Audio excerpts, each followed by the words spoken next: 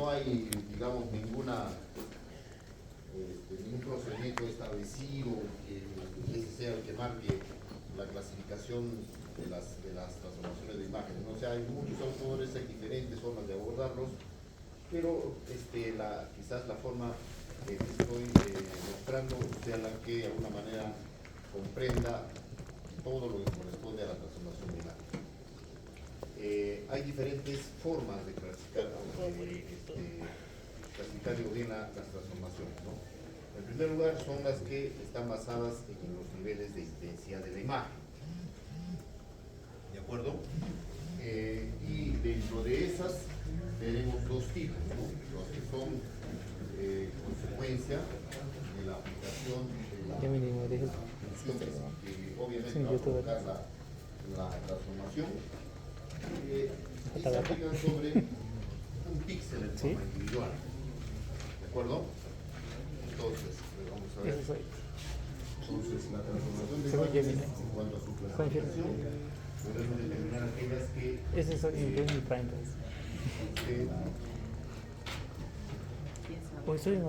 referidas a la modificación de la intensidad de la imagen. ¿De acuerdo? Y las estas están también clasificadas en dos tipos, ¿no? Aquellas que aplican sobre un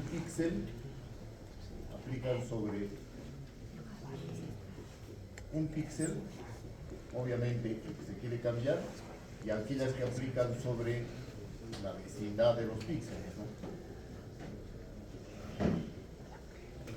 ¿Sí? Entonces, cuando se habla de un píxel, simplemente hace referencia a que el píxel va a cambiar por las condiciones que se vean establecidas, pero los píxeles que están a su alrededor no afectan en nada a la modificación de ese píxel, ¿sí?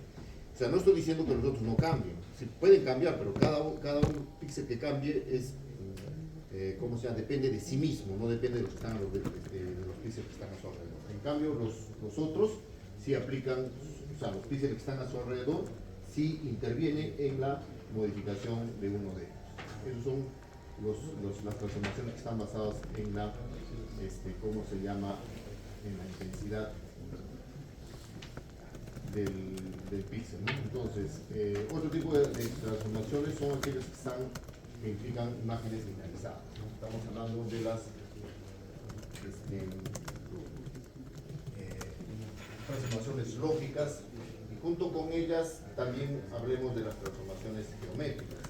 Ahora, es importante más bien aquí que dentro de las aplicaciones que actúan sobre un píxel, pueda que intervengan solamente una imagen, o sea, no solamente estén involucran a una imagen,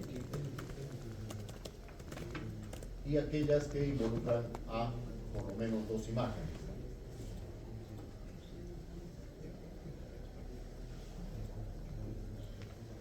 En realidad, todas son, gran parte de ellas son solo dos, ¿no? Y dentro de las que involucran a varias imágenes tenemos las transformaciones lógicas y las aritméticas.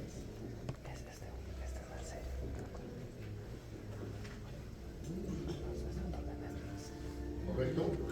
Y después tenemos las transformaciones, aquellas que acá interviene la intensidad del píxel, acá fundamentalmente la posición, y en la posición encontramos las transformaciones geométricas. ¿De acuerdo? Y finalmente hay unas terceras que involucran a la forma, y esas se denominan transformaciones morfológicas.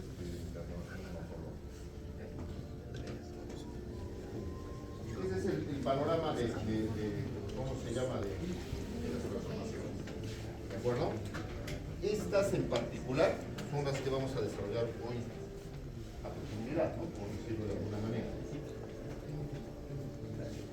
Vamos a hacer un repasito lo más rápido de las otras, pero estas que se aplican a la vecindad usualmente se les denomina transformaciones de filtros. ¿De acuerdo? Las que están en esta guía son las que vamos a realizar, son las de densidad. Esta de acá. Las que colocan una imagen. Fundamentalmente se denomina operadores. Las lógicas, las aritméticas y las geométricas. ¿De acuerdo? Estas son las que están en esta guía. Mejor dicho, en esta diapositiva. Y las que vamos a hacer el día de hoy son las aplicaciones que implican los vecinos, los píxeles vecinos. ¿Ya? Entonces, esta vamos a hacer una repaso. Es complicado, como vamos a ver. No es, entonces, las basadas en los niveles, les he mencionado, involucran a que el píxel cambie por la condición que se le establezca, ¿no? O sea, este píxel va a cambiar, el píxel original va a cambiar a este por alguna condición que ya vamos a mencionar. En cambio, las de filtros, entonces, este cambia, pero por la variación o involucra a todos sus vecinos. ¿De acuerdo? Esos son lo que les he explicado aquí, ¿no? Ahora, empecemos con aquellas que están centradas en un píxel individual, solamente estas, ¿no?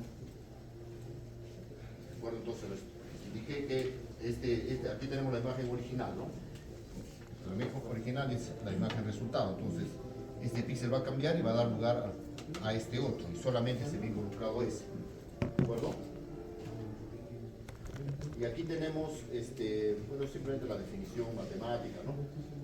Y aquí tenemos la clasificación de esos, nada más, ¿ah? O sea, los que involucran una imagen, fíjense todos los que hay, ¿no? Se les denomina operadores, como pueden ver ustedes, hay operador de identidad, operador de inverso, umbral, interno de umbral de escala, etc. Y aquellos que involucran a dos imágenes, como les he mencionado acá, son las transformaciones lógicas y las transformaciones de suma, sustracción y multiplicación, a los cuales se les denomina a estas usualmente como transformaciones aritméticas. El operador de identidad, bueno, significa prácticamente replicar el origen, el origen hacia el destino, ¿no? O sea, no hay ningún cambio. Generalmente esto se hace cuando se tiene que involucrarlo con otros operadores o con otras operaciones, ¿no? Y que se quiere que se mantenga el primero. O sea, en realidad allí no hay mucho que explicar. Pasemos al operador inverso, ¿no? El operador inverso consiste en restar, ¿no? El máximo, en este caso, el máximo claro que se puede obtener, el color, si es en escala de grises, entonces va a ser el blanco, menos la resta, o sea, mejor dicho, restando el píxel involucrado. ¿De acuerdo? Entonces, eso da lugar, aquí mismo ya podemos ver cómo es que se aplica el operador inverso. Ahí tienen el código, como les he mencionado aquí, lo que debemos usar, cargar la imagen original, escala de grises, pues ya lo conocemos, y aquí tenemos la operación de 200 Aquí podemos ver la representación de en la mayor parte de los casos trabajamos con imágenes grises porque lo que se busca son operaciones, por ejemplo, de segmentación, ¿no? Y allí más cómodo y inclusive más eficiente es trabajar con imágenes en grises. Aquí tenemos a la izquierda la imagen original, la imagen en escala de grises, y aquí abajo tienen cómo se muestra la imagen en inverso. Como pueden ver, esa operación es relativamente sencilla. La otra es el operador umbral. De algo estuvimos hablando esto de aquí, ¿no? El operador umbral produce una imagen binaria. ¿Por qué? Porque se establece un límite. Recordarán el ejemplo del arroz que hicimos, ¿no? Lo que se busca ahí es ¿cómo se llama? Individualizar al arroz del fondo, ¿no? Y solo nos basta que determinar su imagen o sus píxeles como blancos respecto de los otros como negros. Entonces, la forma más fácil de hacerlo es establecer un umbral, ¿no? El umbral que ha de pertenecer al límite del blanco y el resto lo ponemos en negro, ¿no? Entonces, lo que se consigue con eso son imágenes binarizadas que hemos mencionado. Entonces, aquí tenemos, por ejemplo, en este caso, colocando el umbral del gris en 90, por lo tanto, se ha mostrado la imagen en blanco y negro, nada más, no hay grises, sino blanco y negro, y como podemos ahí establecer algunos procesos de segmentación si así lo deseamos, ¿no? Luego tenemos, bueno, acá está el código también para lo mismo, ya lo podemos revisar. En muchos de estos casos ya son instrucciones que ya las usamos como tales, ¿no? Ya no entramos a algún desarrollo pormenorizado del código, basta con usar, en este caso, las librerías que son necesarias y con la instrucción requerida ya tenemos el resultado sin mayor problema, ¿no? Acá tienen, por ejemplo, ya para la imagen que estamos tomando como punto de partida, cómo es que ha quedado binalizado, ¿no? Ustedes pueden darse cuenta acá que binalizando lo que hemos hecho es eliminar el volcán, ¿no? Eliminar el mismo.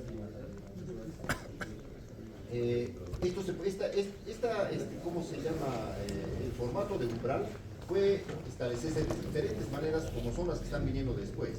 Porque aquí lo que estamos haciendo es lo mismo, solo que estamos estableciendo un marco, o sea, mejor dicho, un intervalo en el cual se va a dar el valor de 0 y al resto el valor de 255. O sea, aquí también se genera una imagen binalizada, ¿no? Y el invertido de eso es al revés, ¿no? O sea, al margen, a la región que quiero le doy 255 y al margen, y al resto le doy el valor de 0. ¿De acuerdo? Entonces, eso se denomina operador intervalo de umbral binario, teniendo también su invertido. Y así vamos a ver que el resto, varios de los operadores que vienen más adelante, tienen esa misma connotación, ¿no? Acá tenemos, para el caso, por ejemplo, utilizando el margen entre 50 y 150 y el directo, el binario y el inverso, ¿no? Y así vamos a encontrar, aquí también está, para el mismo caso, la imagen que estamos tomando como base, ¿no? El operador umbral de escala de grisas ya más o menos tienen el mismo tenor, sino que cambian algunas cosas, ¿no? En el caso anterior este era 0 y este era 255, ¿no? Aquí en este umbral se mantiene el valor ¿cómo se llama? De los píxeles, pero en el resto se le coloca el blanco, ¿no? Y al revés, ¿no? ¿De acuerdo? Entonces, bajo estas circunstancias, lo que se muestra es para este ejemplo eso, ¿no? Ya lo demás son operaciones, o sea, operadores que tienen más o menos el mismo contexto, ¿no? Bajo este operador de extensión, se establece el valor de 0, o sea, se establece un rango en el cual se aplica esta expresión, esta fórmula, y para el resto se le coloca todo negro, ¿no? Entonces, aquí se establece por niveles, establecer los niveles de gris, o la escala de grises por niveles para formar una especie de capas, ¿no? Es una forma, recordarán dentro de lo que hemos visto también, cómo es que se puede poner a color una imagen que tiene solamente escala de grises, ¿no? O sea, se establecen diferentes niveles de gris y le puede asignar inclusive colores al gris. Y lo que uno está haciendo más bien, a esos 10 niveles de gris se le está dando un nivel de gris definido, ¿no? A todos esos, un nivel de gris. O sea, a una región, un nivel de gris, a otra región, un nivel de gris, así sucesivamente, ¿no? Se puede lograr de repente, como pueden ver, preparar el realce, ¿no? Ustedes vean acá cómo el pasto es un poco más, está menos claro que aquí, ¿no? Porque estoy definiendo con mayor claridad ese nivel, ¿no? Es cuestión, en todo caso, de hacer pruebas, aquí más prueba y error, ¿no? Para ver cuáles son los niveles de gris que me conviene colocar en los márgenes, ¿no? Ahora, esos son todos los operadores, ¿no? Ahora, ¿qué pasa cuando trabajamos con dos imágenes? Con dos imágenes se presentan estos tipos de transformación, ¿no? La suma ponderada, o sea, como pueden ver, simplemente se trata de ponderar una imagen con otra a un valor tal que no exceda pues, el 255. ¿Por qué? Porque los píxeles que van a estar presentes acá, algunos de ellos si los multiplicamos o los sumamos con otros, los que correspondan a cada uno de estos, va a salir un nivel mayor, ¿no? En este caso estoy ponderándole con 0.5 para que todos entren en el margen, ¿no? Ahora, ¿qué se consigue con esto? Como ustedes ven, fusionar imágenes, ¿no? Fusionar imágenes, y aquí tenemos un ejemplo, ¿no? Acá tenemos dos imágenes, una es la vista de Arequipa y la otra es el logotipo de nuestra escuela, ¿no? Entonces, allí, como ven, estoy ¿cómo se llama? Funcionando las dos imágenes en una. También se puede hacer algunas alternativas y esta permite, en cierta manera, eliminar ruidos, ¿no?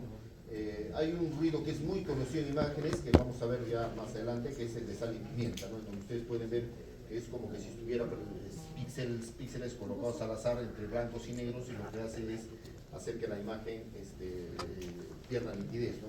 Entonces, la suma promedio es una de las alternativas para tratar de eliminar ese ruido, utilizando varias imágenes, y como pueden ver ustedes, se puede alcanzar soluciones que permitan mejorar la imagen.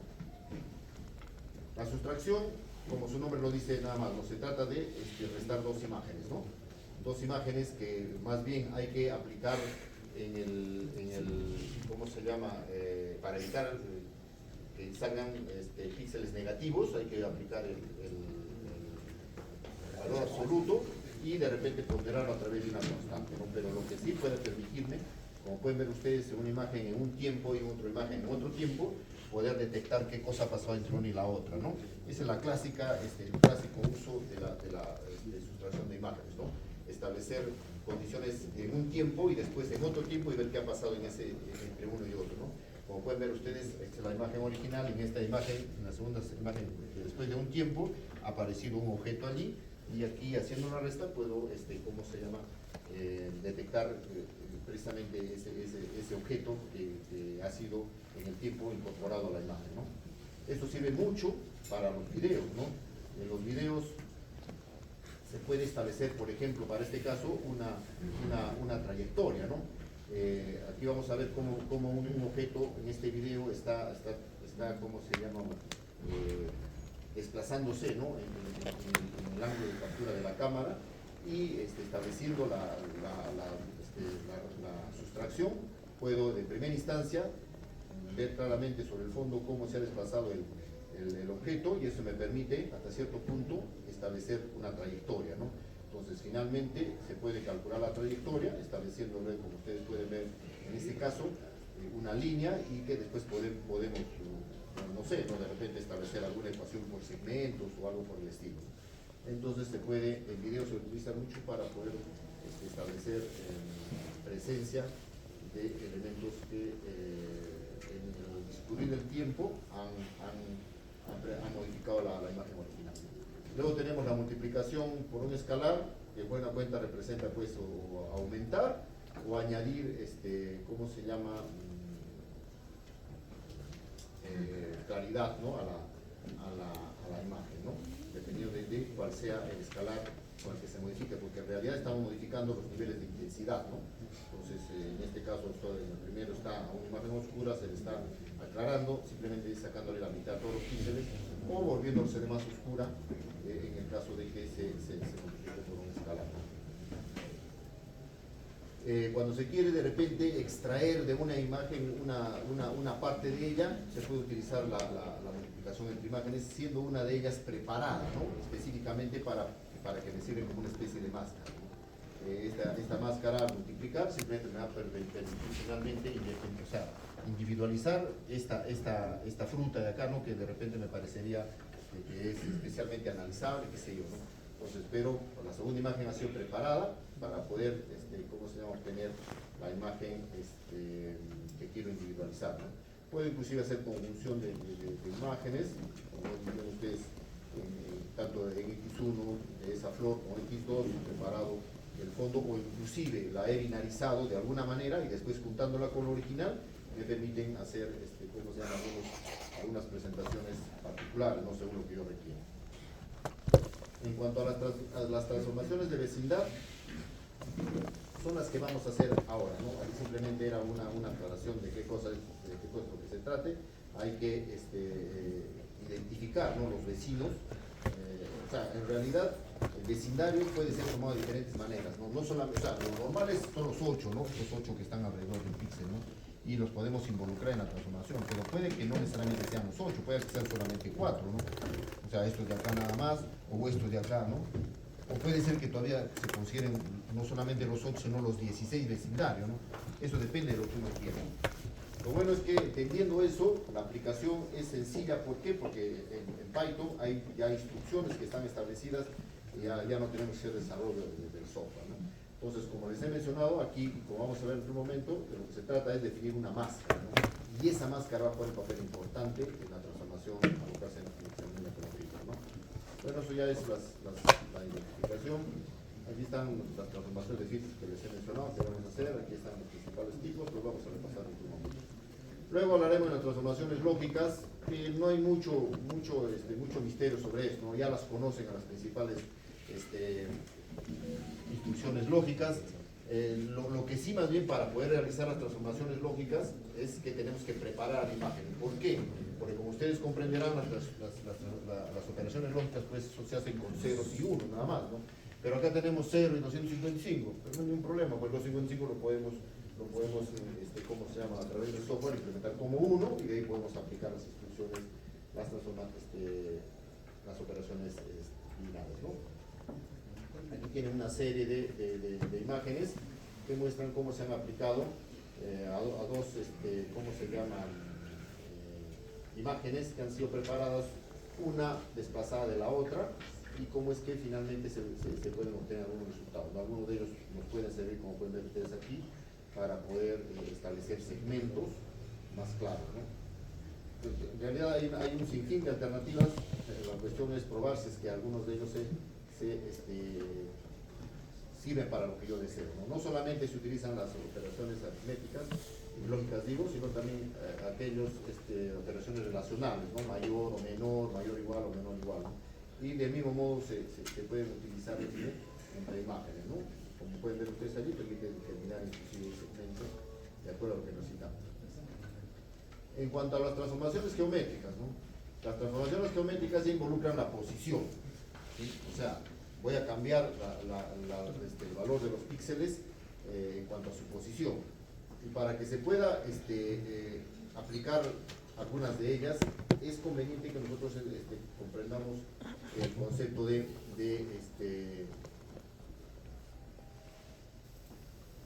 interpolación. ¿Por qué, no? Porque sucede que en algunos casos, por ejemplo en el caso del giro, como ya nosotros sabemos, en realidad los píxeles están perfectamente definidos en una coordenada, ¿no? Pero pueda que en el caso de que sea un giro, dependiendo del ángulo que se quiera hacer el giro, el píxel no se establezca en una coordenada exacta, que vendría a ser de alguna manera estos puntos, más allá que el píxel es se le define por una coordenada que son puntos, ¿no? Entonces el píxel puede sufrir algún tipo de variación que de repente no puede ser perfectamente definida, ¿no? En ese contexto aparece el concepto de interpolación, ¿no? ¿Qué hacemos si es que el píxel centrado, o sea, en vez de estar perfectamente centrado aquí, sufre una variación y su centro se cambia, ¿no? ¿Cuál es la coordenada a la cual tiene que referirse, ¿no? Aquí tenemos, digamos, el píxel original y se ha movido aquí. Entonces, nosotros tenemos que dar una coordenada que tiene que ser uno de estos puntos, ¿no? ¿Cómo defino esto, no? Tendría que definirlo de alguna manera, ¿no? O lo paso aquí, o lo paso aquí, o lo paso aquí, o lo paso acá, ¿no? Entonces, hay diferentes formas de hacer la interpolación, ¿de acuerdo? Y hay tres formas de hacerla: el vecino más próximo, el lineal y el bicúbico. O sea, un poco quiero que entiendan por qué se hace eso, ¿no? Porque al fin y al cabo, como les he mencionado, el procedimiento involucra, ahora a esta altura ya unas ecuaciones, mejor dicho, una instrucción, ¿no? Entonces, fíjense, finalmente ahí está para que lo pueden repasar de repente un poco con más entendimiento que hace cada una de estas interpolaciones, pero aquí ya vemos el resultado, ¿no? En la interpolación del vecino más próximo, la bilineal y la bicúbica, ¿no?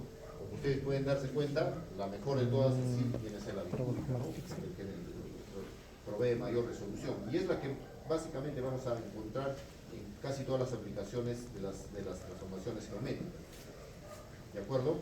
El único problema, entre comillas, es que la interpolación bicúbica implica pues un código que es más grande y por ende mayor, se dice que necesita mayor ¿cómo se llama?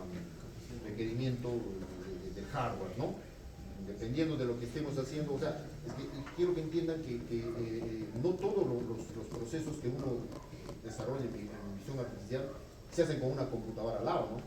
En algunos casos puede utilizarse Arduino, o puede utilizarse Raspberry. ¿Por qué? Porque eso tiene que incorporarse de repente en una máquina grande, en un ambiente que no es el adecuado para una computadora, y ahí el microprocesador y la memoria que se utiliza son pequeños, que no son el de una computadora, ¿no? Entonces ahí es donde digamos, el esfuerzo del hardware es importante, y de repente no vamos a poder utilizar la interpretación cúbica, y cúbico nos convendría de repente la lineal, ¿no? Eso ya tendríamos que ver sobre qué hardware vamos a desarrollar, ¿no? En realidad aquí tenemos varias transformaciones geométricas. Hay algunas otras más que inclusive de repente no están en este contexto, pero tres de las que más se utilizan son la traslación, la rotación y el escalado. Estas tres primeras que tenemos después de la final. Las otras son variaciones básicamente de las tres primeras, ¿de acuerdo? Y más allá de la traslación es el cambio de la posición, ¿no? Se entiende que, por ejemplo, en este caso, esta imagen ha sido trasladada, como pueden ver ustedes allí, una cantidad determinada hacia la derecha y otra y hacia abajo, ¿no? Entonces, eso involucra la traslación de una imagen, ¿no? La rotación, a través de esas ecuaciones, permiten, como su nombre lo dice, rotar una imagen, ¿no? Entonces, para el ejemplo que estamos dando ahí, se está rotando sobre su centro un ángulo de menos 15 o más 345 grados, ¿no? La imagen, ¿de acuerdo? Y el escalado consiste en ampliar, ¿no? Las definiciones están ahí, o sea, puede ampliarse si se desea o puede reducirse, ¿no? De acuerdo a lo que quiero, o sea, la imagen puede agrandarse o puede achicarse, ¿no? Eso significa el escalado. Bien, aquí existe, ¿cómo es que se lleva a cabo eso a nivel interno? En realidad, el proceso de expansión involucra ampliar la imagen, casi como crear, ¿no? Casi como crear píxeles entre ellos, porque si yo quiero agrandar esto, si yo quiero agrandar esta imagen, y los píxeles están allí, sus niveles están establecidos allí, si yo quiero agrandarla, lo que va a hacer es crear en el medio filas y columnas, ¿no? Entonces, ¿cómo es que se hace? ¿Con qué voy a rellenar esas filas y columnas si es que voy a hacer crecer, ¿no? Por ejemplo, en el diagrama B, o sea, dejando de lado los números que están aquí, se han creado pues dos columnas, ¿no? ¿Y qué valor voy a colocar acá, ¿no? Lo usual es que se haga un promedio, ¿no? Por eso es que estos píxeles que están en negro representan el promedio de sus dos vecinos, ¿no? O que hay entre estos dos, ¿no? Y si quiero, estoy escalando ahí, digamos, en cuanto a las columnas, pero si quiero escalar las filas, pues va a involucrar también la presencia de filas, ¿no? Y haciendo el mismo procedimiento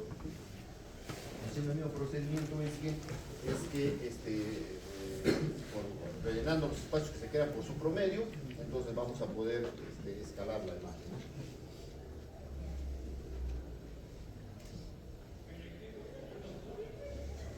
Aquí tenemos otra de las escalados que se denomina aspecto, en el cual puede hacer crecer o solamente el ancho o solamente el alto, ¿no? Y aquí tiene bueno, el código para poder hacer los tres tipos de operaciones geométricas que les he mencionado, ¿no? La traslación, la rotación y el escalado, ¿no? Y como pueden ver ustedes, simplemente se utiliza bien una o dos, en este caso para rotación e instrucciones, y lo demás ya prácticamente está establecido como tal en Python, ¿no? Entonces ya tiene la imagen original, la traslación, la rotación y el escalado, ¿no? Que son materia de este curso. Bien, entonces, visto esto, podemos pasar a ver ya lo que hemos hecho hoy.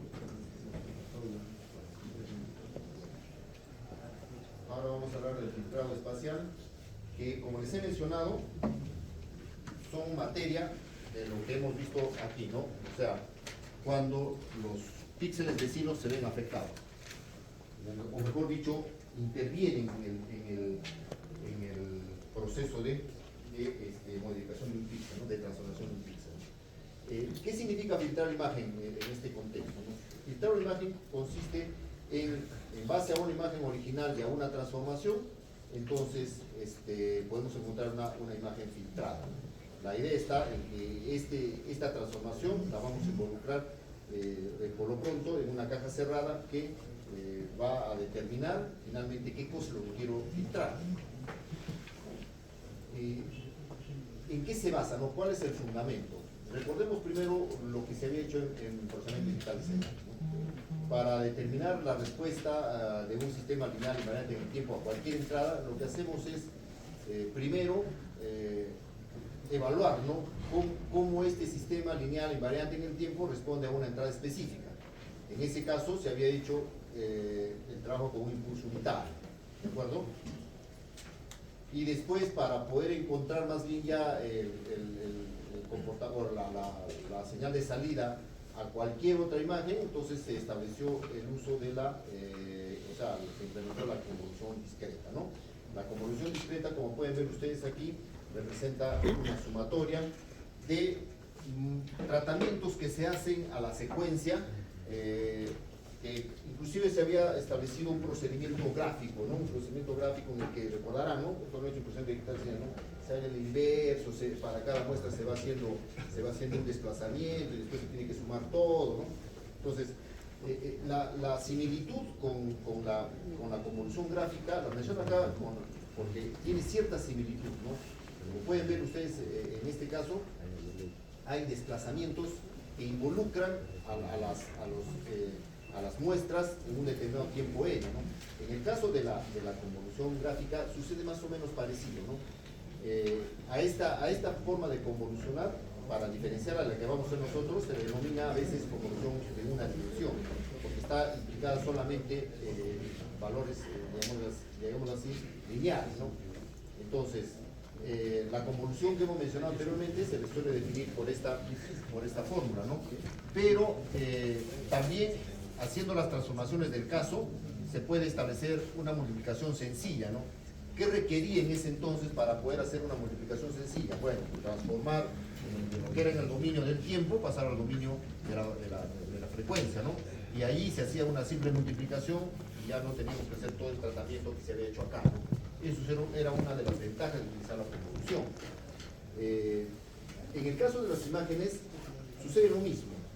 Se puede utilizar los filtros de dos maneras. Una, hacerlo en el dominio espacial, es decir, hacer todo lo que se representaría los desplazamientos y las sumatorias, que implicaría la denominación de convolución, o hacerlo en el dominio de la frecuencia, ¿no? Pero para hacerlo en el dominio de la frecuencia hay que hacer estas transformaciones primero, ¿no? Primero y después hacer la multiplicación. Entonces, hay dos formas de hacer el filtrado en imagen, ¿no? Una es hacer la convolución, como les he mencionado, por lo cual se le denomina filtros en el dominio del espacio, y hacer la otra forma, que sería filtro en el dominio de la frecuencia. Lo que vamos a hacer ahora es el filtrado en el dominio espacial, que por lo pronto es el más sencillo. El otro involucra trabajar con transformada de Fourier, ¿no? Pero por lo pronto vamos a hacer el filtrado en el dominio espacial, porque representa, como vamos a ver, procedimientos relativamente sencillos, ¿no? Entonces, el filtrado en el dominio espacial implica que el concepto de convolución de imágenes. El proceso de convolución de imágenes se lo acaban de hacer en 2D, ¿no? O sea, hablo al D porque acaban de estar presentes dos dimensiones, ¿no? Porque una imagen en su conformación se representa por una matriz de filas y columnas, ¿no? Entonces aquí, extendiendo el concepto de la representación que hemos visto anteriormente de la convolución en el dominio discreto, aquí ya se tendría que hacer con la presencia de elementos que involucren a componentes o píxeles que involucren a dos dimensiones, ¿no? Por lo tanto, la convolución definida para matrices estaría expresada de esta manera, ¿no? Y que, extendiendo la fórmula de la convolución que hemos visto hace un momento, tendría que ser esta su representación, ¿cómo se llama?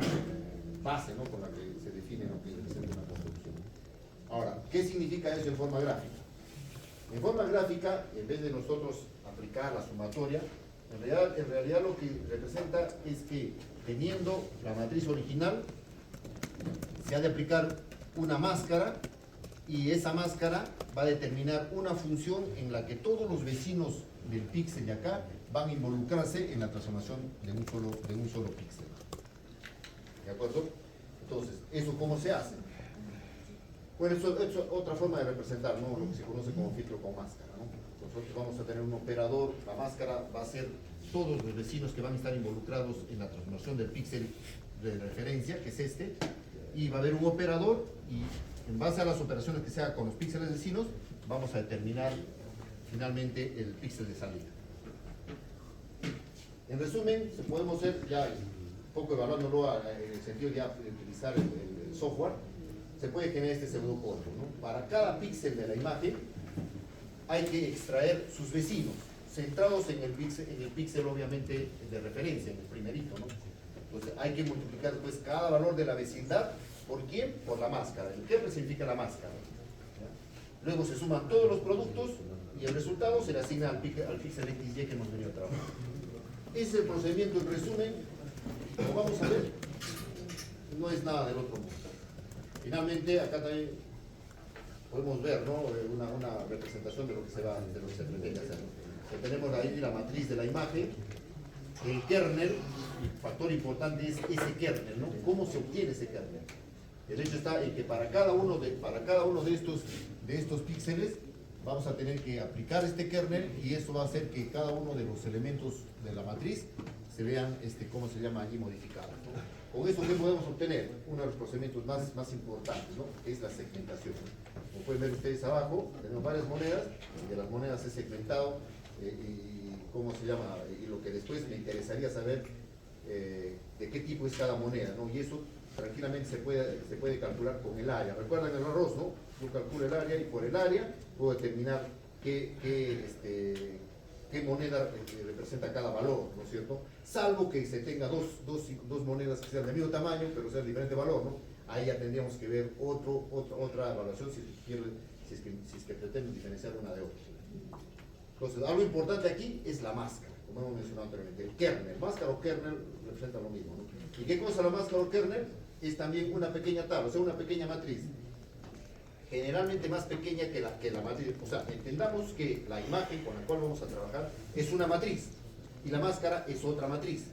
Ahora, entre una con la matriz original con su máscara va a haber algunas operaciones y estas operaciones pueden ser lineales o no lineales, dependiendo de qué operaciones se tengan. ¿De acuerdo? Entonces, la idea es, como les he mencionado ya desde hace algún momento, ¿no? Cada píxel en referencia va a ser aplicado sobre la máscara. Las operaciones que se hagan sobre ella van a afectar finalmente y van a dar como resultado la modificación del píxel destino. Entonces, a cada celda de la máscara le va a corresponder un peso o coeficiente, como dice allí, de tal manera que el nuevo valor del píxel es la sumatoria de los productos de los píxeles vecinos.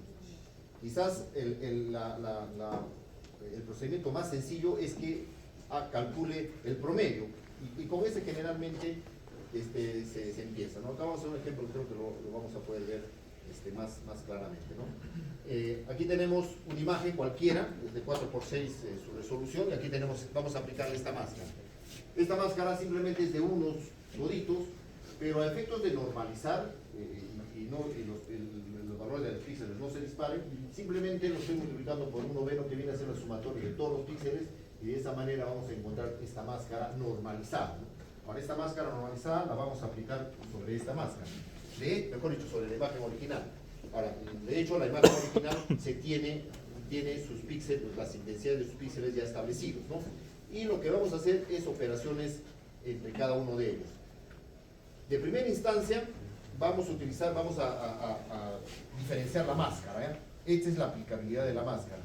Y como el píxel sobre el cual voy a aplicar esta máscara, la que está ya a sobreponerla sobre la imagen original, el píxel referido va a ser este que está en el centro porque es sus 8 vecinos. ¿De acuerdo? Entonces, empezamos a trabajar sobre este porque la máscara lo está involucrando a todos los demás. Lo estoy, en una primera instancia, aplicando toda la máscara. Para aplicar toda la máscara no va a ser a todos los píxeles, porque estos de acá no entran porque la máscara sale, ¿no? Entonces, se aplica solamente sobre el primero, o sea, sobre este que está ubicado acá, porque la máscara involucra a todos sus vecinos. Y lo que hacemos simplemente es una operación promedio, ¿no? Entonces, vamos a establecer que el píxel 4, como estén acá, se va a multiplicar por el correspondiente de allá, que es un noveno, o sea, Para que se entienda, felizmente la máscara todos son los mismos, pero si cambiaran los valores de allá, tenían que multiplicarse el 4 de acá por este, ¿no? El 6 por este, ¿no? El 9 por este, ¿no?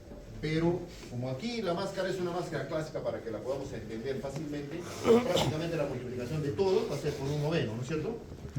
Entonces se obtiene ese resultado y ese es el valor, el nuevo valor de quién, ¿cómo se llama? Del píxel que aquí, con el cual estamos haciéndole la transformación. Y así seguimos con el resto, ¿no? Ahora desplazamos la máscara y el píxel involucrado va a ser este, ¿no? Entonces se hace lo mismo, ¿no? Luego tenemos este, ¿no?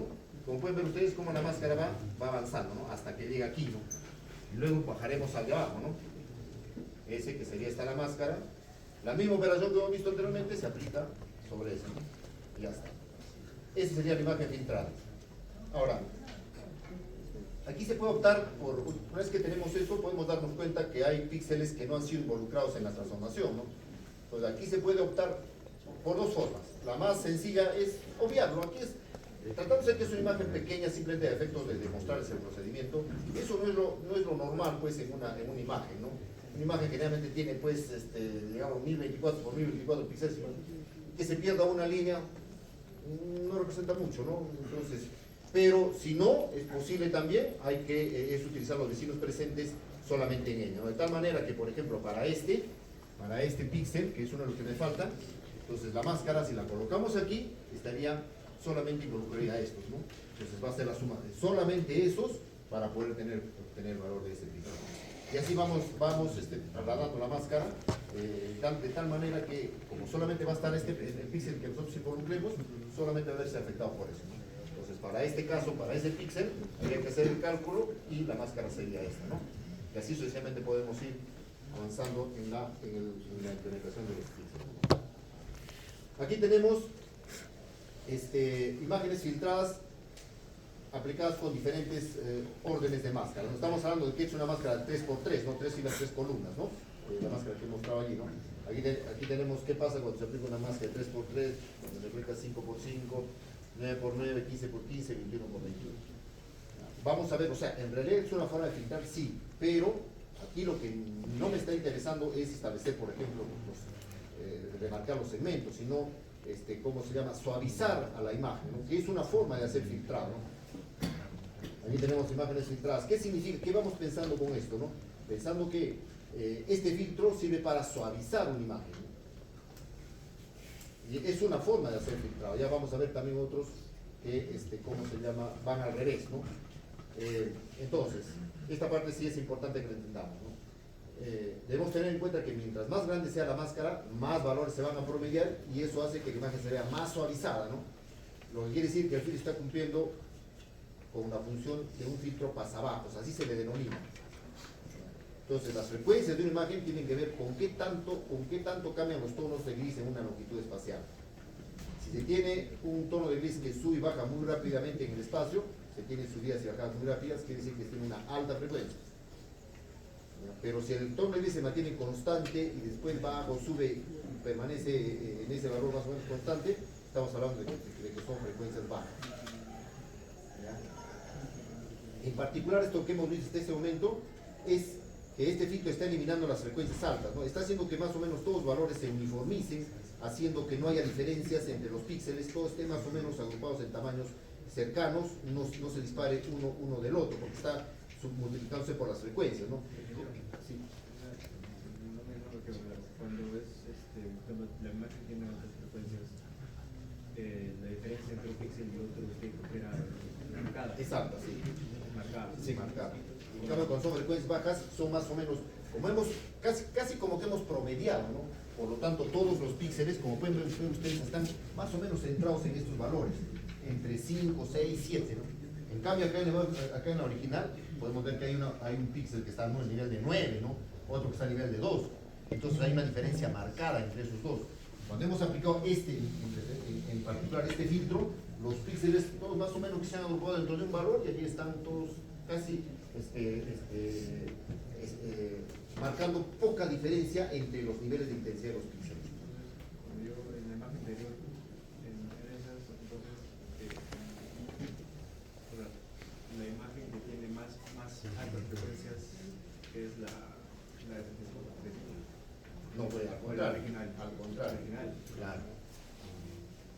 Entonces, o sea, para manejar los términos con los cuales ¿cómo se llama? Se denominan a estos tipos de filtros, establecemos que hablaremos de filtro pasabajos cuando los píxeles están más o menos en un rango determinado, ¿no? Y eso permite que la imagen se suavice. Ahora, cuando hay diferencias entre los píxeles, estamos hablando ya de filtrado a alta frecuencia. Entonces, cuando se quiere establecer claramente detalles, se tiene que aplicar filtros de frecuencias altas.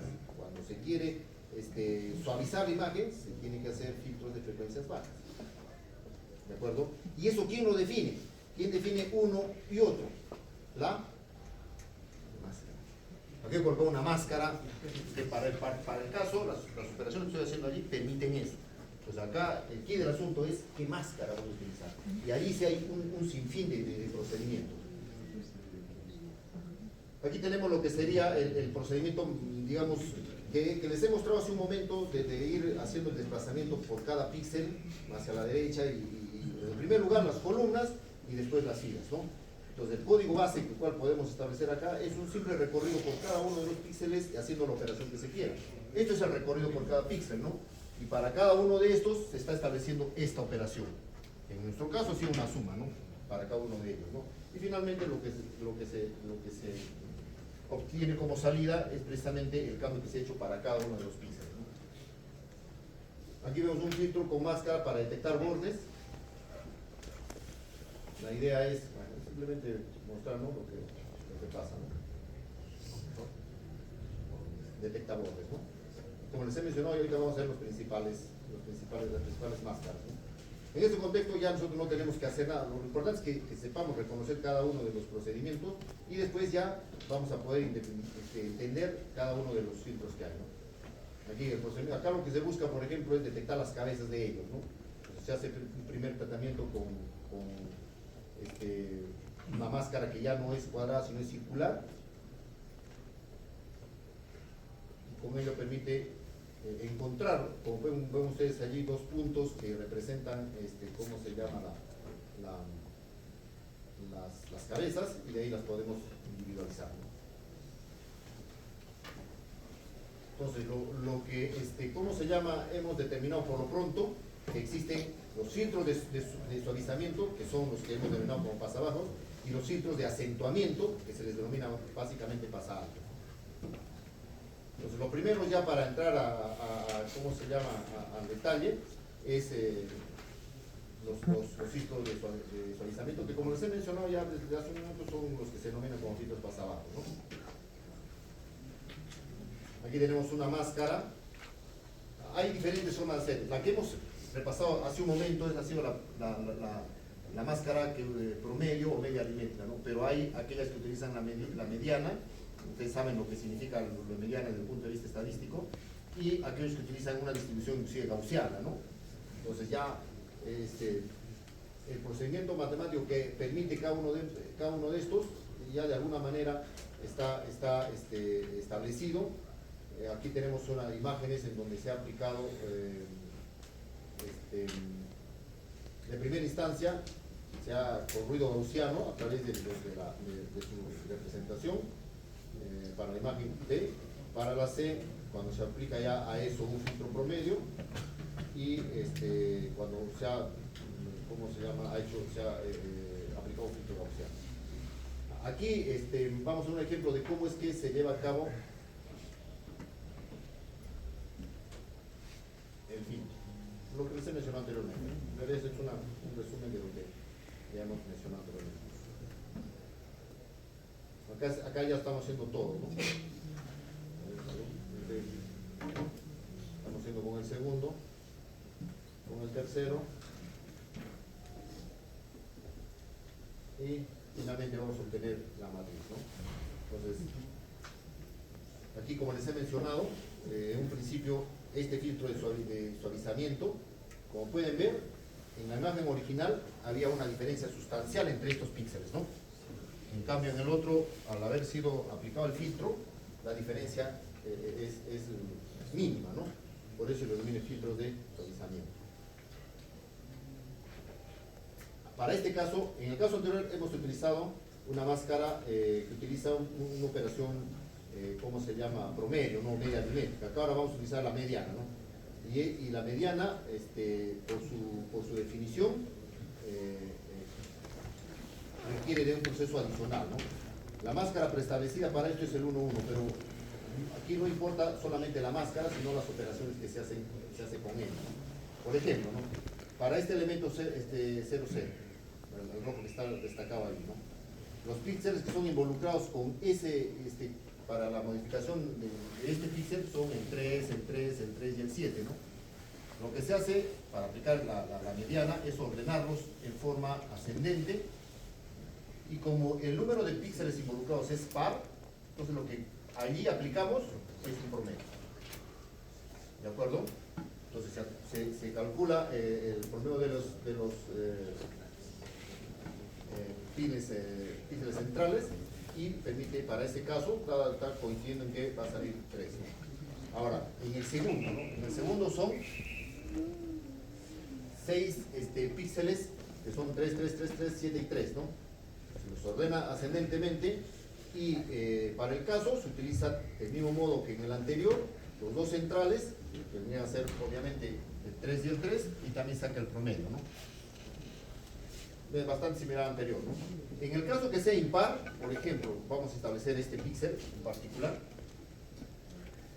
cuyo número de componentes son 9, ¿no? 3 por 3, 9, que son el 3, 3, 4, 7, 3, 4, etcétera, los que están allí, ¿no? Se establece un orden ascendente, y como son impar, entonces allí no hay que hacer ningún promedio, simplemente el que está en el medio de todo el centro, ¿no? Porque como son 9, pues el 4 dejo acá, 4 dejo acá, y el píxel que está ubicado en el centro es el valor que se toma, ¿no? Entonces se hace ese procedimiento, y vamos a tener también otra forma, ¿no?, de hacer, ¿cómo se llama?, filtro de suavizamiento, utilizando en este caso la mediana. Ahí tienen el procedimiento que se hace, ¿cómo se llama?, haciendo código puro y duro, es decir, hay que establecer los elementos, hay que crear el bucle, etc. Pero ya en realidad esto fácilmente lo podemos hacer con las librerías. Aquí tiene un ejemplo, no se nota mucho acá, la diapositiva no permite mostrar, sería cuestión de que lo veamos directamente en las imágenes, pero en realidad no es complicado hacer esto. Puede fácilmente encontrar el código que ya lo hace eso. Lo único que tenemos que es buscar adecuadamente dónde queremos ver la imagen suavizada de las imágenes, ¿no? Aquí tienen, como les he mencionado, ya no es necesario hacer tanto código como el que hemos visto, aunque si quisiéramos lo podríamos hacer, pero si no, ya utilizamos comando ya de OpenCV que permite hacer estos procedimientos bastante rápido. Acá es el filtro promedio. Acá a la izquierda pueden ver la imagen que ha sido corrompida, ¿no?, con ruido de sal y pimienta. Existe ya una instrucción que permite ingresar ruidos con sal y pimienta en forma directa, ¿no?, de tal manera que me permita hacer pruebas, ¿no? Aquí, por ejemplo, para añadir el ruido, estoy utilizando esta instrucción, ¿no?, que es una instrucción que involucra colocarle ruido de sal y pimienta, y allí la resolución del ruido que se le quiere meter, ¿no? Y cómo después de utilizar el filtro promedio he eliminado ese ruido, ¿no? Luego tenemos los filtros de acentuamiento realzado, ¿no? Obviamente son aquellos que se les conoce como filtros más altos, ¿no? Y lo que se busca más bien es lo contrario al anterior, ¿no? Pero los elementos, ¿cómo se llama?, los procedimientos que están aquí involucrados son un poco más elaborados, ¿de acuerdo? Implican una diferenciación, como he mencionado, más específica de la imagen. Lo que se busca acá es ya también incrementar el valor de la diferencia que hay entre los píxeles, y aquí ya están involucrados algunas operaciones más elaboradas, ¿no?, ya que se consideran como filtros con operaciones no lineales, ¿no? Por ejemplo, desplazan el valor del píxel con el valor de la primera derivada o la segunda derivada, ¿no? Y eso permite determinar detalles, ¿no? Entonces, dentro de los filtros más conocidos acá son el laplaciano y el gradiente, ¿no?, que obviamente por definición de laplaciano, de ustedes esto han debido hacerlo en algunos cursos de matemática, involucra eso llevarlo a la máscara, ¿no? Y después establecer las operaciones que hay entre ellos. Una vez que se hace que se ha hecho la operación, a través de una máscara original, se ha definido la máscara, después de haber hecho la aplicación de la definición de gradientes, se ha generado, y su aplicación se ha generado esta máscara. Entonces, cuando se trata de aplicar el filtro laplaciano, significa, en resumen, aplicar esta máscara. Aquí está la operación, pero esta es la máscara que se tiene. ¿De acuerdo? Para ya no entrar en el detalle cómo se aplica ni nada. Otra alternativa es esta otra máscara, que consiste en la variación del anterior a través de la segunda derivada, ¿no? Entonces, vamos a ver cómo vamos a aplicar acá la máscara laplaciana. Y aquí sí, en el desarrollo, o sea, es conveniente reescalar ¿cómo se llama? El resultado original para determinar mayor ¿cómo se llama? diferencia entre los píxeles y pueda resaltarse más aún, ¿no? El resultado. El procedimiento es similar al anterior, o sea, solo que ¿qué cosa es lo que hay que hacer acá? Aplicar esta máscara nada más. Y obviamente el rescalado sí es conveniente porque va a mejorar precisamente el realce, ¿no? Entonces, si nosotros hacemos lo mismo que hemos visto anteriormente para el caso del promedio, el mismo procedimiento se repite para todos, ¿no? En este caso, más bien con esta máscara, ¿no? Entonces, para poder mejorar más bien la imagen encima de lo que se ha hecho ya el proceso de filtrado, lo que se hace es reescalar, ¿no? Y el reescalamiento significa aplicar una ecuación de una recta para poder encontrar cada uno de los píxeles. Entonces, ¿y esa recta cómo sale? Sale tomando el valor mínimo y máximo de la imagen original y el mínimo y máximo de la imagen filtrada. Eso va a provocar que finalmente se tenga un punto en la matriz, que para nosotros va a ser una coordenada, que son el valor mínimo, como pueden ver ustedes, el menos 28,0, y que otro que es el máximo, que es el 14,7. La unión entre esos dos va a permitir que nosotros calculemos una ecuación, una recta, en realidad es una recta, ¿no? Y esa ecuación se ha de aplicar a cada uno de los píxeles. Entonces, de tal manera que para cada uno de estos se aplica, de estos valores obtenidos de la aplicación del filtro anterior, se hace un recálculo, o sea, lo que se conoce un reescalado, que finalmente va a darnos este resultado. Aquí simplemente consiste en reemplazar, ¿no? En la ecuación cada uno de estos píxeles para poder obtener finalmente los valores establecidos ahí.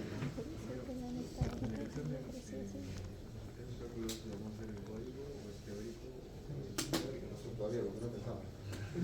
Teórico. Vamos a ver cómo. No, pues no muero.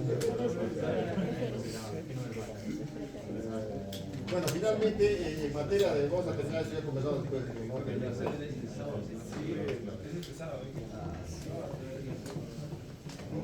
ni preparar.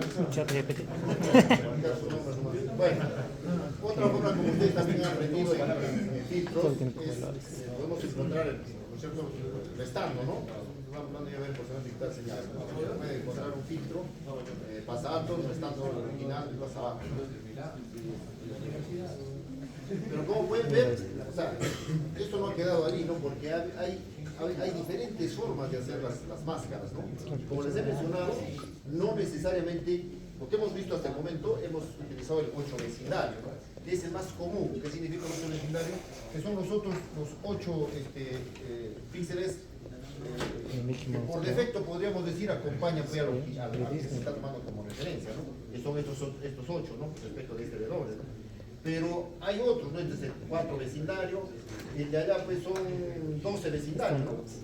Entonces, se han probado diferentes formas, o sea, diferentes máscaras para proveer diferentes realzados.